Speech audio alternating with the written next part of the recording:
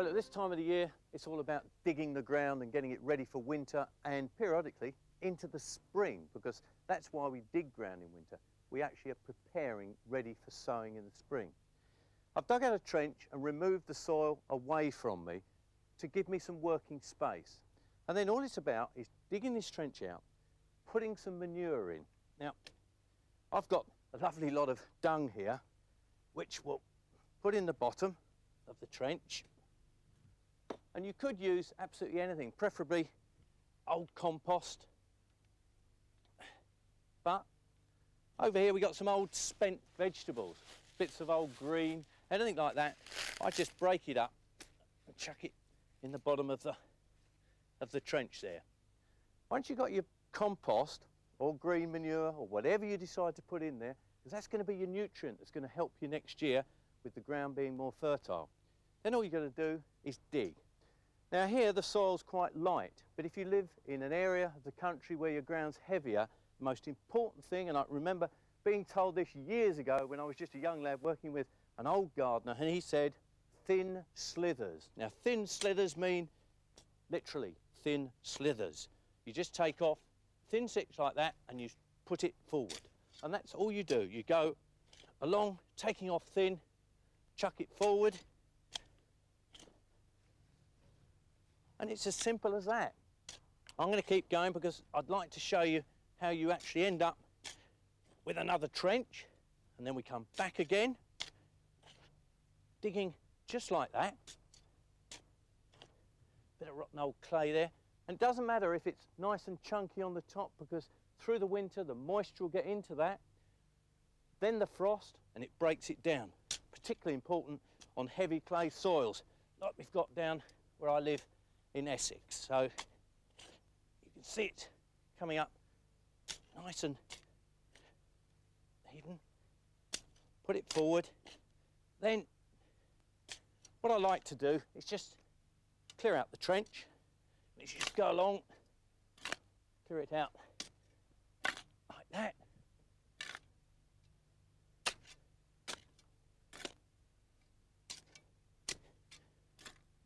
Then what do we say?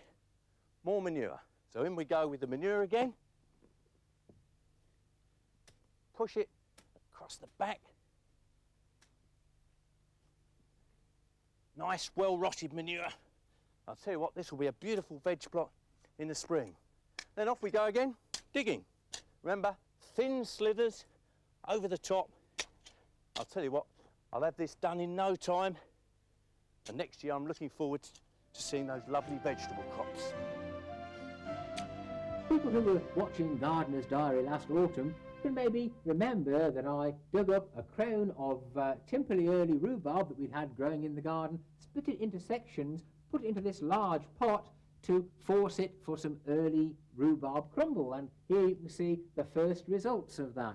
And all we did was split it up, pot it into here with some compost, and put it into a cold greenhouse. Well, it was just the frost kept out of it, really, with a large black polythene bag over the top of it. And in a few weeks, as you can see, we've got this result, and there's still more to come if you look down in amongst the buds there. So that's how easy forcing rhubarb is. Of course, you don't have to do it in a greenhouse. You can just simply cover an established crown at least 2 years old in your garden with an old dustbin or something like that to exclude the light, and you'll get an early crop as well. But of course, it's a bit late to do it now. You should have done it in the autumn.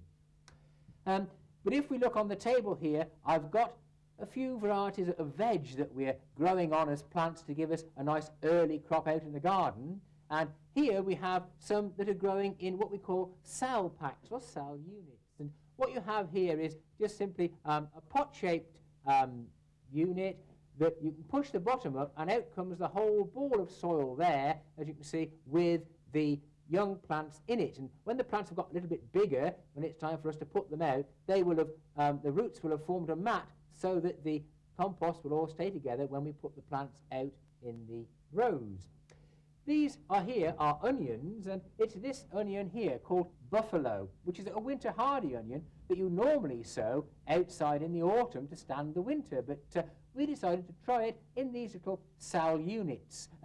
Another variety that people do this with is one called high grow, which is very suitable for this method of growing. And all we're going to do is simply put these out into the garden as they are. We won't thin them out at all. And then as the onions grow, they'll grow little bulbs and they'll push each other apart like that, so each one has enough room to form a decent-sized onion for us to use in the kitchen without thinning them out.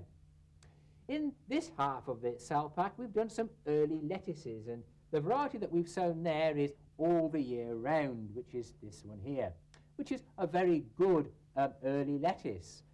What we're going to do with those is just thin them out a bit to leave maybe 2 little seedlings per cell and plant them out under some cloches, and then again as the lettuces grow they'll push each other apart and just about have enough room to grow. Another very suitable variety to grow in this way is this one, which is called Fortune, and this is one of my favourite early varieties, I think, Fortune. Looking over this way we have some early cabbages, and the particular variety we've got here is the one that most people use for early sowings, which is Hispy. This, of course, is an F1 variety of cabbage, which means that it gives you a very uniform size cabbage, and they mature very quickly, and they will grow from early sowings. Another useful variety to do the same way is this one, which is called Quickstep. Now, Quickstep looks to be more promising than Hispy. It's even earlier and gives you a really good, solid-headed cabbage. Another one that we had a lot of success with last year was this cabbage here, which is called Mini Cole, which gives you a good small cabbage. It's good for small gardens or even for growing in a large pot if you want to try doing cabbage that way, and they give you really good crops. Something else that you may remember me doing a few weeks ago was planting some early potatoes in a pot. And as you can see, they've grown on nicely in a frost-free greenhouse, and now it's time for me to top them up with a little bit more compost to encourage them to produce some good tubers for us. I'm just going through these autumn planted onion sets. If you remember, I put these in around about September time, and they begin to grow on. They're suffering a bit from the weather. You can see they're going a bit brown around the tips, and this is a time to give them a bit of extra boost, some extra fertiliser. It's a bit of a dull old day today, so maybe we're going to get a bit of rain. That would help them along a bit too. But this is a time to feed them, to help to get them going in the early part of the spring. And depending what your soil conditions are like, we have sulphate of ammonia here, which is the thing to give them if your soil is limey. If your soil is acid, you could give them nitro chalk. And again, they both give lots of nitrogen. But with us, because we're just going to try and grow these a little bit organically, I'm going to give them some of this pelleted chicken manure here, which is, just as good, and it'll give them a good boost in the early part of the spring. It's fairly slow release, so it doesn't matter if it gets right up against the stems. But those are our onions for harvest in June. Over here, we have more area to plant up with onion sets. And these are the normal sort of onion sets, the partially grown onions that we put in any time between now and April to give us onions for a harvest in the autumn. It's very easy to do. These are red onion sets here, as you can see. You can also get the more common yellow onion sets, but I'm going to put some of these red ones in, and all you need to do is just plant them in the soil, of course, like this, around about 4 inches apart. Just slip them in down the back of the trowel there. Just leave the tips exposed like that. If you've got a metric garden, that's around about 10 centimetres, and you do the rows about 10 inches apart like this, and there we go. And as before, you just leave the tips exposed like that.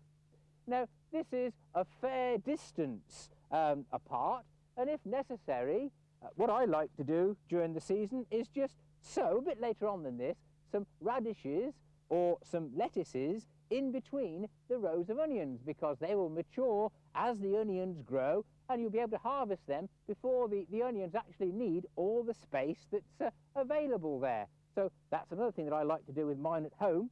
And of course, you could also put in, at the same time as our onions, these fellows here, which are shallots. And again, these are red shallots, and with these they produce young shallots all round the base of each parent one.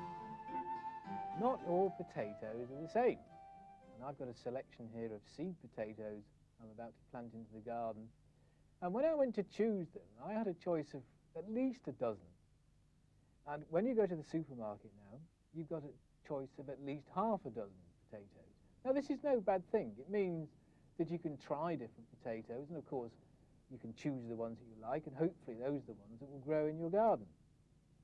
Now, I think number one for me, because these are really just my favourites, is Desiree. Now, Desiree is one of those red skin potatoes, quite beautiful.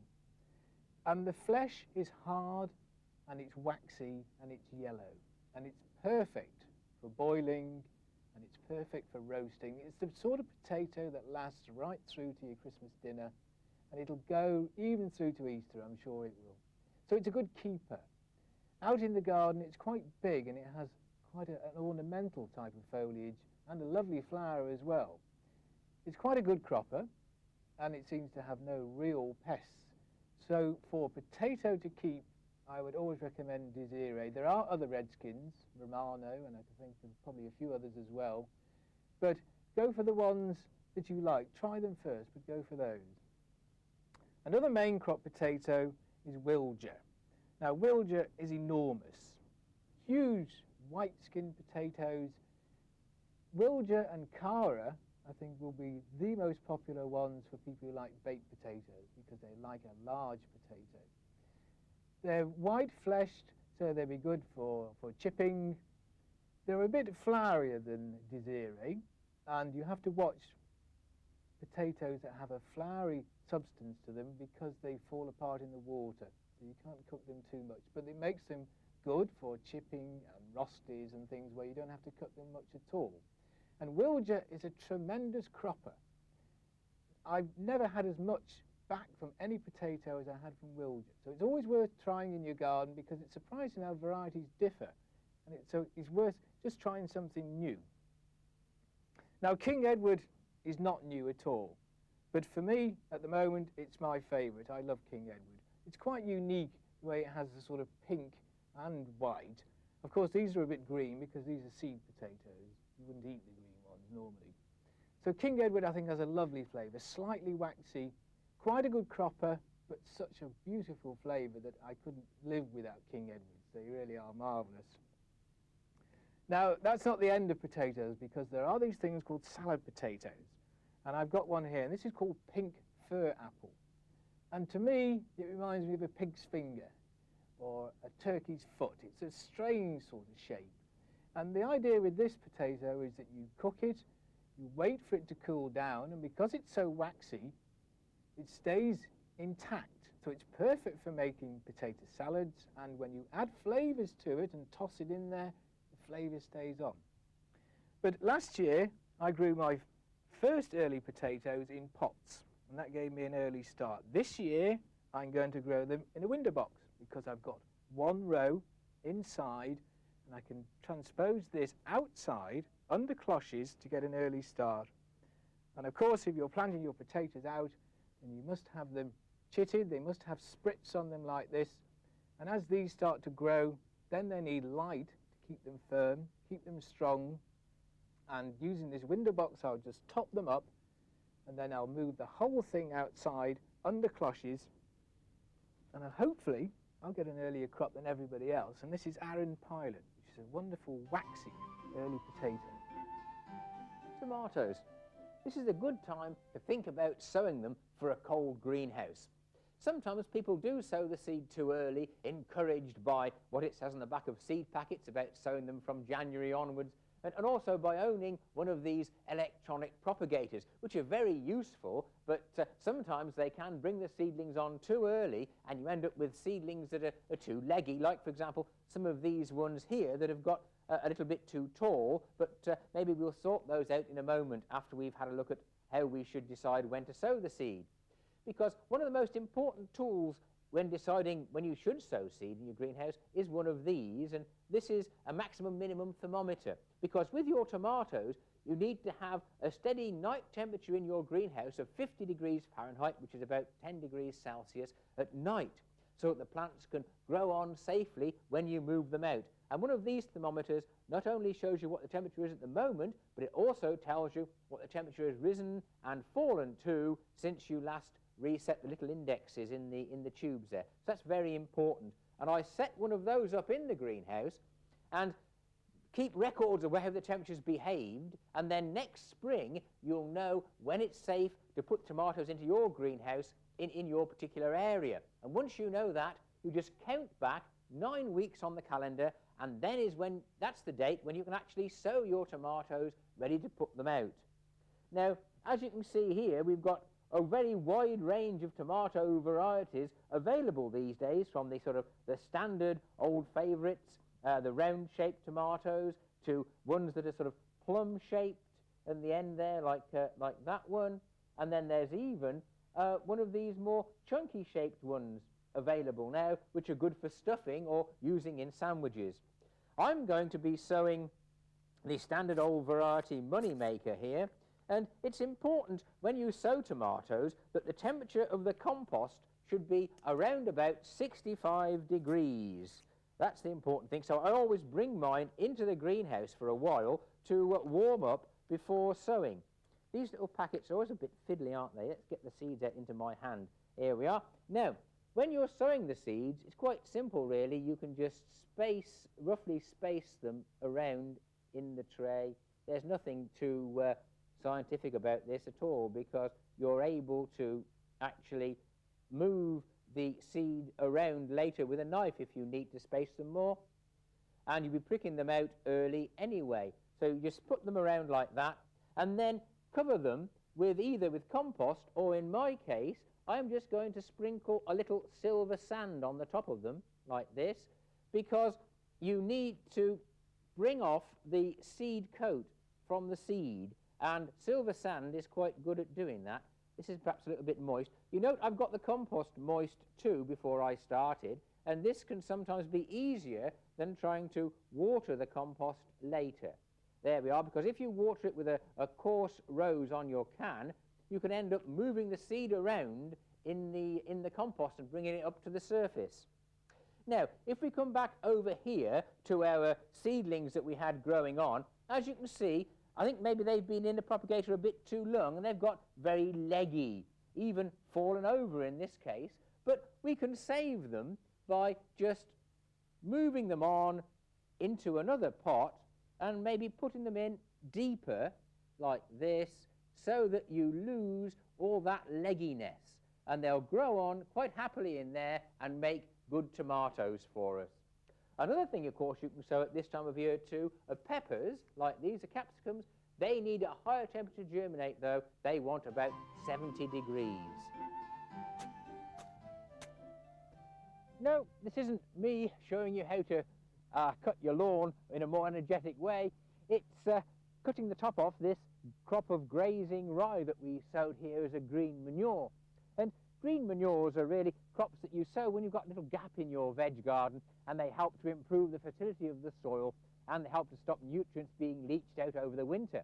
And this grazing rye here is a particularly good one. We sowed this in the autumn, and it stood through the winter, and it helped to improve the structure of the soil and also keep the nutrient in.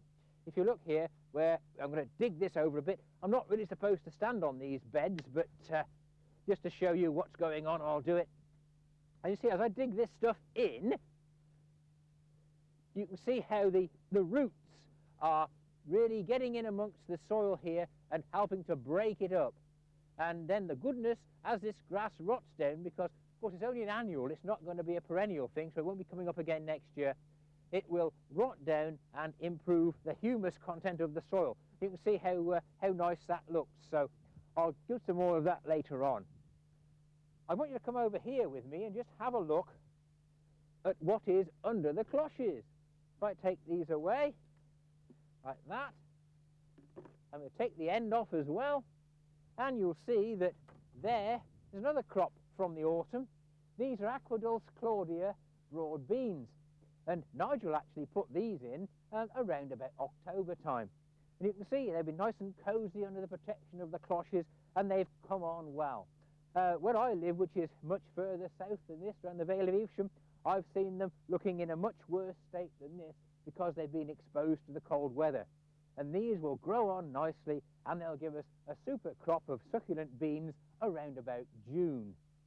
You know, it's not a bad idea if your veg garden hasn't got any broad beans in to think about sowing some now. Of course, you wouldn't sow this variety. You'd be sowing one of the spring sowing varieties that will produce maybe a heavier crop than these will, but it will be slightly later. So I think broad beans are well worth doing. They're super with sort of boiled bacon then. On the end here, you can see we've got a crop of garlic, which is looking remarkably fit, seeing as I planted it.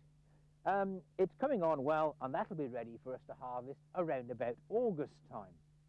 But now, let's have a look at something that we can be doing in the veg garden now, because gardeners or veg gardeners are always thinking about what's going to be ready to harvest in the future. And today, I'm going to be sowing some carrots. And these are a variety called Newmarket, and it's a fairly long carrot, but it's good in these raised beds where there's plenty of room for the long roots to develop. And I've just taken out a fairly shallow drill here. I'm going to scatter some seed along it. I already ripped the top off the packet a few minutes ago because, you know, regular viewers will know what trouble I have with seed packets. I'm just trying to sort of beat the hoodoo by taking the top off the packet first. But there we are. If I tip those out into my hand, you can see we've got some carrot seeds there. And I'm just going to scatter those along the row, not exactly all that thickly, because of course we can always thin them out later on if they are a bit thick in places. There we go. That's it. Again, if I was doing this without the cameras here, I wouldn't be walking all over the beds. There we are. That's them. And then I shall cover those later on with a bit of this fibre fleece, which is going to prevent carrot fly attacks. Well, my mouth is certainly watering at the thought of the first vegetables to come out this year. But not only is my mouth watering, obviously all the pests that are around at this time of year have also got their eyes on our lovely vegetables. So it is important to grow plants so that you don't get pest attacks. And I suppose most people would prefer not to use chemicals on their vegetables. So how do you get pest-free veg without having to use chemicals at all? Well, the first thing to do is to make sure that the plants are growing very healthily. If you can see here, I'm just using some chicken manure. Chicken manure is very organic, contains lots of nitrogen and a fair amount of the other essential nutrients, good at this time of year to get you really good healthy crop growing. And you do need to just work it into the soil. So feeding is important, actually watering as well to make sure that the plants don't get stressed during the summer months is also vital, and also growing the plants at the recommended spacing so that they don't have to compete for moisture and nutrients. But even if you grow your plants the best you can and as healthily as you can, you're still going to get some pest problems coming in. So how can you stop that? Well, the best product for the organic or the chemical-free gardener is horticultural fleece. Works wonderfully well, very fine polypropylene mesh that prevents any insects getting through onto your vegetables. Obviously you've got to put it down early in the year before the pests are around, and obviously you've got to make sure that it is tucked in well so that they can't get underneath. And it will stop any matter of flying insects, caterpillars for instance, and even the cabbage root fly. That will stop it, but you must get it on early. It's also a good idea to just check your vegetables on a regular basis, looking for any pests that may have got through. And there are one or two chemicals, if you like, that you can use in the organic garden. Soft soap, for instance, is a very good insecticide. It's a contact, so you will have to spray it onto the insects to kill them. And a light misting like that will give you good coverage, but make sure that you do it on the undersides of the leaves where most of them gather. You can also buy a natural bacterium, and that will, when sprayed onto the foliage, if the insects eat it, and it is purely for caterpillars, then it will kill them. Don't worry, it won't harm humans at all. It is purely only for caterpillars. So that's a good way of getting rid of caterpillars on cabbages. For carrots, the carrot root fly is a real problem, and the fleece will again stop them, but we've also got a resistant variety. This variety can be sown now and it will stop most attacks quite easily. When it comes to slugs, which is the other problem, this granule that you can just put around will act as a barrier and it will absorb the moisture from the slugs. Slug-free vegetables. Isn't it everybody's dream to grow their own vines, to pick their own grapes, and to cover pergolas with that beautiful foliage that has a good autumn colour? It always looks attractive, and should you need it, you even get shade in the summer, but maybe you sometimes don't need it. Now is a good time of year to prune the vines, because you do find that they're dormant only up until, say, February, March, and then when you prune them, they start to bleed, and if that happens, then you're pruning at the wrong time of year, and what you must do is wait longer until they come into leaf. Wait then till June and July, and then you can prune them quite safely, and it won't bleed. Now, these twigs I've been pruning off do look dead, but actually it doesn't take much just to skin them off. There you are, you can see. They're quite green. They are alive. And so you do have to be careful where you prune to and how you prune. But there is a thing with vines that they grow and they carry on growing until the frosts appear. And that means that the last piece of growth on the twig is quite often dead. And there's a piece here which I can demonstrate that with. This has just carried on growing, it's gone all the way through, and this bit at the end is totally dead. It's dry, it's brittle. But it doesn't matter, because pruning at this time of year, it's quite simple just to keep working our way back. And eventually we're starting to see green, and we can actually shorten everything back, and then that will make sure that we've got just the live wood there. Now, I've been taking the shoots off the stem here because this is the other thing that they do, of course, is they're intent on producing more and more wood, and they will produce anything up to 5 or 6 foot of growth during the course of the season, so you do need quite a large expanse for them. And what I do with these is I prune them back. You can probably see on this one, this is about the best one to see. I prune them back to just one bud off the stem, and that way it keeps them compact, and if I need to prune them again, I wait till they come into leaf and shorten them back. And that's how you treat the rods. But how do you get them to fruit? Well, while I was looking about on my vines, I came across this, and this was growing last year off the main vine itself. It was actually attached like that, and there is a bunch of grapes, which I should have cut last year, but I didn't. But it only goes to show, and quite easily shows, where the grapes actually form. And if you count the buds out, there's 1, 2, 3, 4, and there is actually one at the back. So it's 5 buds out from the main stem, and that's where you get the little bunches of grapes. So when you want to produce your grapes, you go through all the rods now, thinning them out, taking out the dead, and then I'll tie them back onto my pergola, spreading them out about 1 foot apart. As they start to grow, you then shorten back these shoots to those 5 buds, 6 at the most, and you see the little embryos forming, shorten back to there, and look forward to a wonderful crop of grapes. There's always a few jobs to be done in the fruit cage in the summer months, and in front of me here I have the autumn raspberries. I don't know if you remember seeing them, but they had a tremendous crop. I was very, very impressed by these. This is a variety called Autumn Bliss, and really they're totally different in the respect that you chop everything down to the ground in the spring, right down here, right down to nothing. These shoots grow up, and during the course of the summer months, this is what will eventually give us the crop in the autumn. So what I'm doing now is thinning these shoots out. You can see I've done this one here, and I just left 4 or 5 decent shoots. And it's really quite a simple matter. You don't have to go dig them up.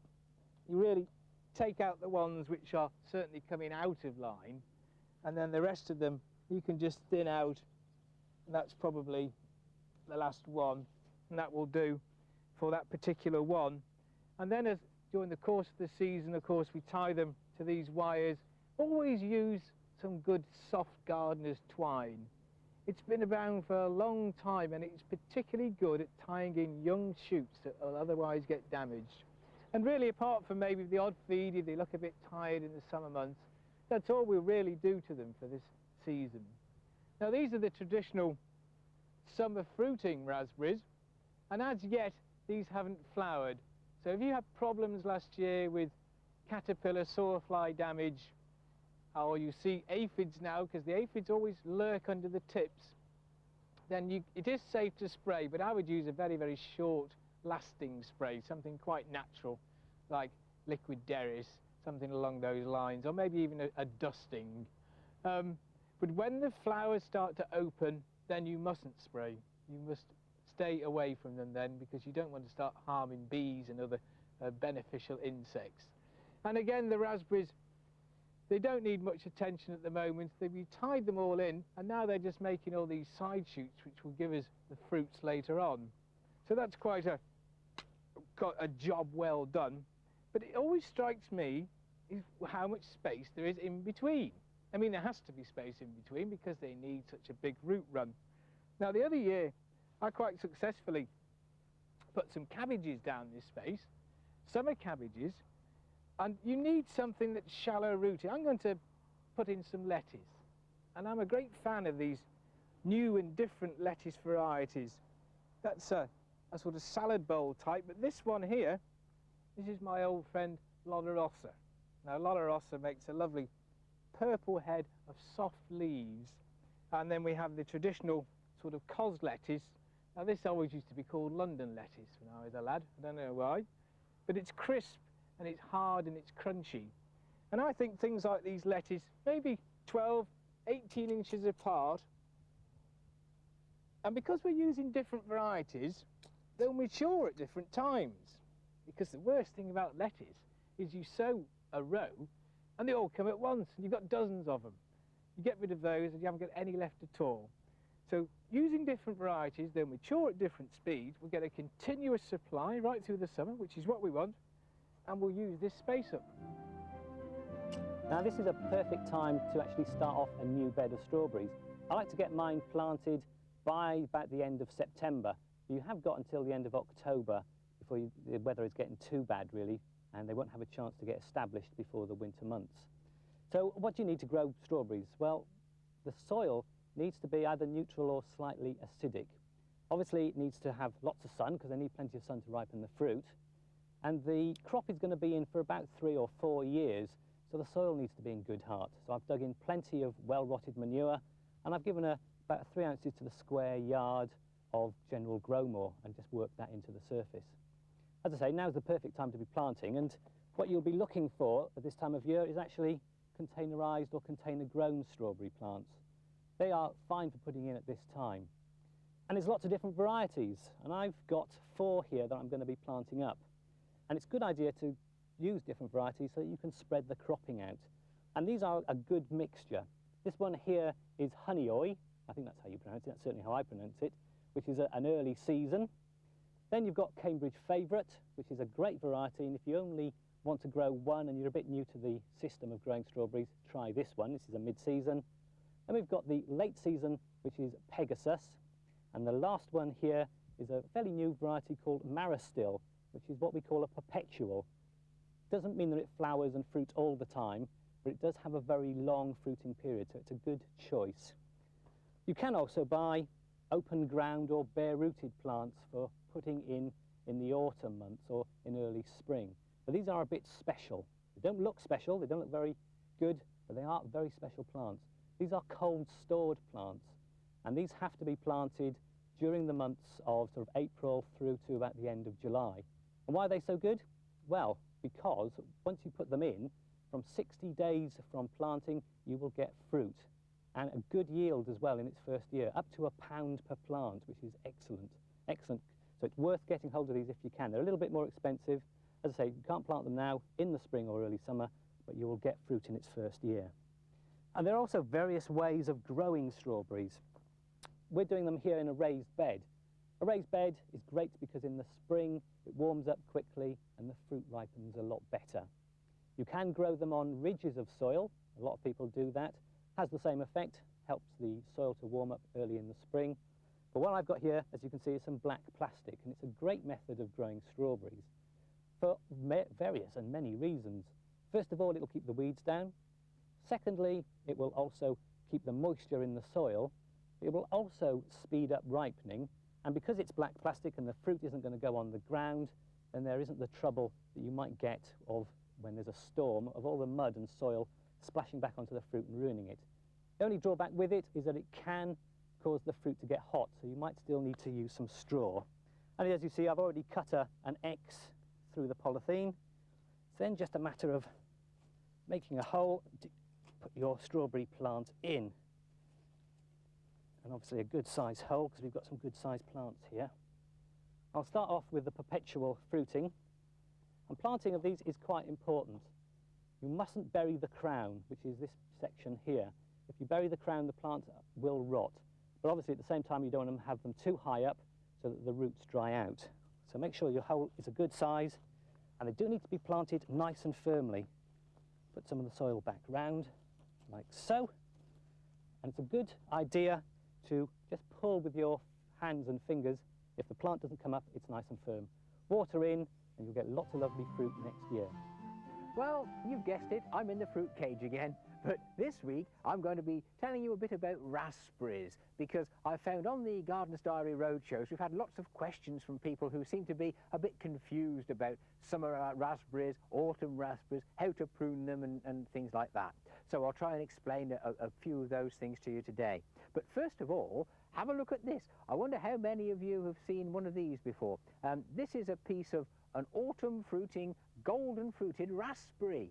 It's called Fall Gold, and it comes, I believe, from Canada originally. And it's not a very heavy cropping type of raspberry, but it's something that's a little bit different, and you don't see them all that often. And it crops from about September onwards into the autumn. But as I say, not that heavy a cropper, but let's just try one. And it's a decent flavour, but not quite as tart as the raspberries that we're used to, I don't think.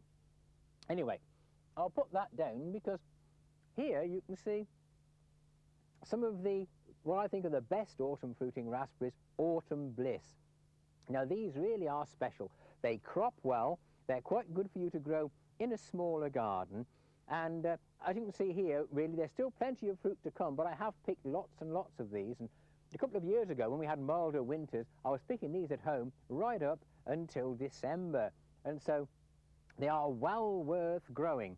But they are a bit different to growing the summer raspberries. With these, you let them fruit now, and then you leave them alone until we get into the early part of the spring. Then you cut all the canes right down to nothing and let them regrow and fruit for you the following year.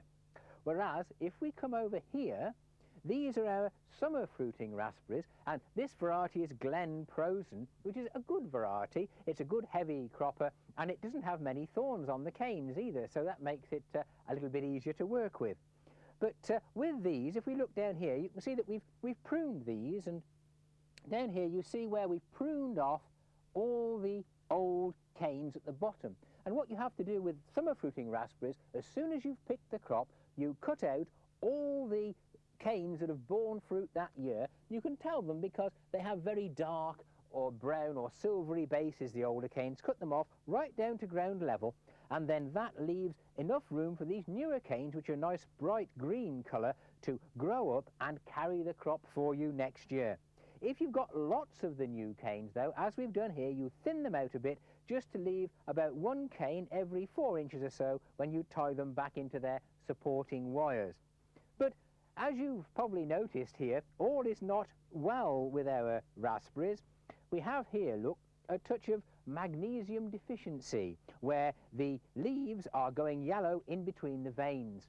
So how do we know it's magnesium deficiency? Well, really, we can tell because although iron deficiency also shows up as a yellowing between the veins, iron deficiency shows first on the newer leaves, whereas the magnesium deficiency here shows first on the older leaves. So we're going to treat them with some Epsom salts, which I've got here, which is magnesium sulfate. A dressing of that will sort it out. I've given them one dressing, but I think they need another.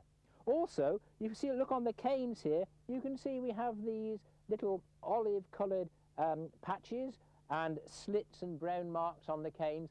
This is a fungal leaf spotting disease, really, here, which has been caused by the canes being very close together and the damp weather.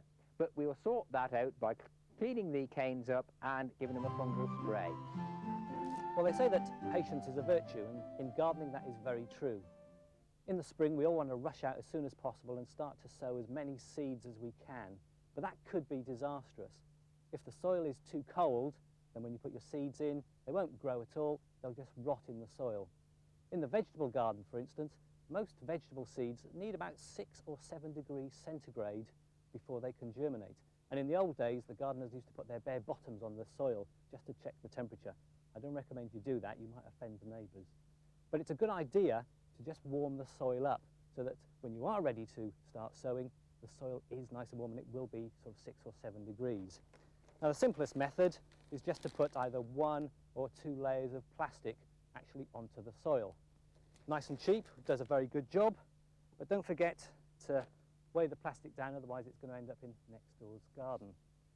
The other thing you can do is put cloches on the soil.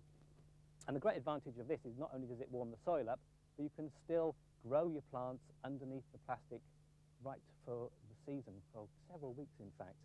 Now you can buy one or do what I've done here, which is to make one. Very simple. The basis is a series of metal hoops, and these are about 4.5 feet long. Just buy them at any hardware store, and then you need to make a hoop at each end, about 9 inches away from each end. And I do this by, in my garage, I've got a screw on the wall with a former, and I just bend the metal around that. And you'll need probably 5 or 6 of these for a good sized cloche of, say, sort of 15 to 18 feet long. So you just put those into the soil, like this one is here, spaced well apart for the whole length of the cloche.